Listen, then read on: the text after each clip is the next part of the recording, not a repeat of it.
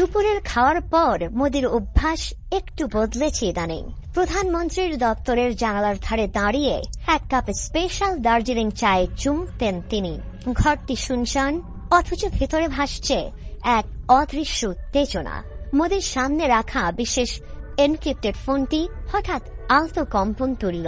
স্ক্রিনে ফুটে উঠল একটি নাম।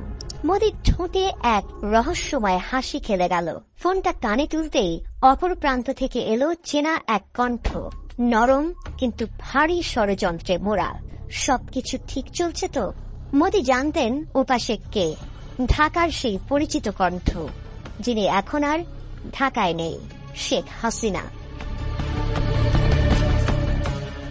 যে শুরুটা করা হলো সেটা কাল্পনিক হলেও মোদি হাসিনা সম্পর্কের রসায়ন কাল্পনিক নয়, নিরেট বাস্তবতা।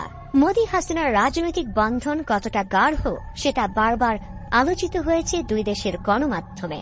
তাদের মধ্যে যোগাযোগ যে রয়েছে, ভারতের প্রত্যক্ষ বা পরোক্ষভাবে মোদির সাথে পরামর্শ করে যে এগোচ্ছেন হাসিনা, সেই বাস্তব সম্ভাবনা অস্বীকার করার উপায় বোধহয় একদমই নেই।